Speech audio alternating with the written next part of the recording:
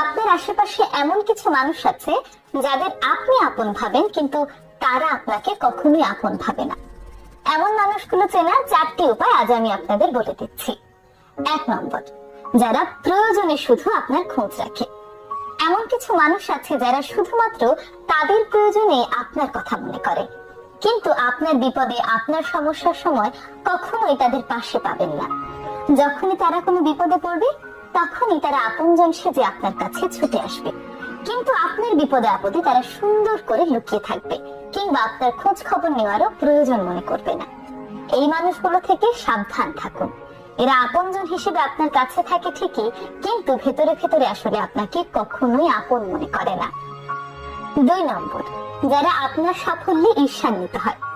যে মানুষগুলো আপনার সাফল্যে খুশি হতে পারে না, বরং ঈর্ষান্বিত হয়, তারা কখনোই আপনাকে আপন ভাবে না। কারণ যারা আপনাকে আপন ভাবে, তারা অবশ্যই আপনার সাফল্যে খুশি হবে, আপনার সফলতাকে তাদের সফলতা মনে করবে। কিন্তু কিছু মানুষ দেখবেন আপনার আপন সেজে আপনার পাশে বসে থাকবে, কিন্তু আপনি সফল হলে কখনোই তাদের মুখে আপনি হাসি দেখবেন না। এই মানুষগুলো আপনার আপন মানুষ নয়, বরং এরাই আপনার গোপন প্রতিদ্বন্দ্বী।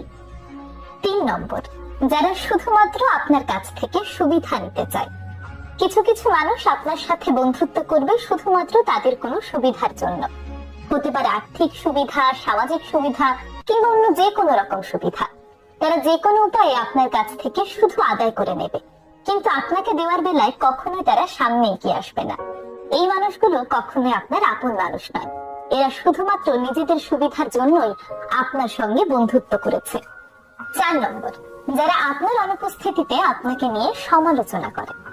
যারা আপনাকে আপন ভাবে, তারা আপনার অনুপস্থিতিতে আপনার সম্মান রক্ষা করবে, কিন্তু যারা আপনার অনুপস্থিতিতে আপনাকে নিয়ে বদনাম করবে, সমালোচনা করবে, বুঝে নেবেন এরা কখনোই আপনাকে আপন ভাবে না।